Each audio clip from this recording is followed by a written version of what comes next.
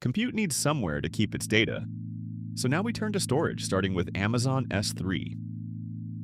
First, what S3 actually is, then how it differs from a disk, then storage classes, and lifecycle rules. So what is S3? S3 is object storage. You hand it a file and it stores that file whole as an object out on the web. There are no disks for you to size and effectively no limit, and it is famously durable, keeping many copies across data centers. It is where the cloud keeps its files. It helps us see two big styles of storage. Block storage is like a raw hard drive.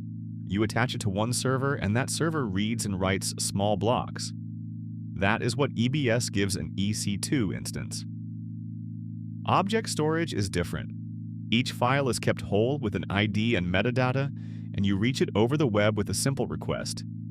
There is no server to attach and no size to manage, and that is exactly what S3 does. So block is a disk for one machine, and objects are files for anyone on the web. That difference is why S3 became the default place for files in the cloud. From web assets to backups to data lakes, most files end up living here. A quick look inside.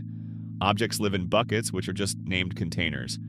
Every object has three parts: the data, some metadata that describes it, and a key, its unique name.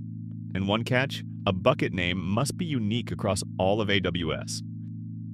S3 is not one price, it is a range of classes. At the warm end sits standard for data you use often. It costs a little more to store, but access is instant and free. At the cold end sits Glacier, built for archives you rarely touch. Storage there is remarkably cheap, but getting data back takes time and can cost a small fee. Everything in between trades the same way. The more often you read it, the warmer you want it. The longer it just sits, the more the cold end saves you. The exam loves this trade, so keep it simple: hot for frequent reads, cold for long-term archive. Laid out, the main classes run from hot to cold. Standard is for everyday, active data. Standard and frequent access is for data you keep but seldom open. Glacier is low-cost archive, with retrieval in minutes to hours. And Deep Archive is the cheapest, for data you may never read again. A lifecycle rule moves your data for you automatically. A new file starts in Standard. After 30 days untouched, it drops to infrequent access. After 90, it slides into Glacier. Set the rule once, and S3 quietly cuts your bill as data ages. On the exam, match the need. Store any amount of files over the web? S3, a cheap home for old backups? Glacier. Cut storage cost as data ages automatically? A lifecycle rule. And a disk attached to one server? That is block storage, not S3. Let's lock it in.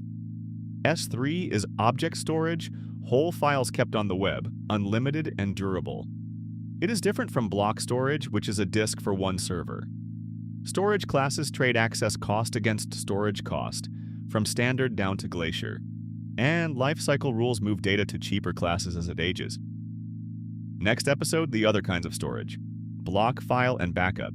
We'll cover EBS, the disks that attach to EC2, EFS, a file system many servers can share, and AWS backup for keeping it all safe. Thanks for watching, and see you there.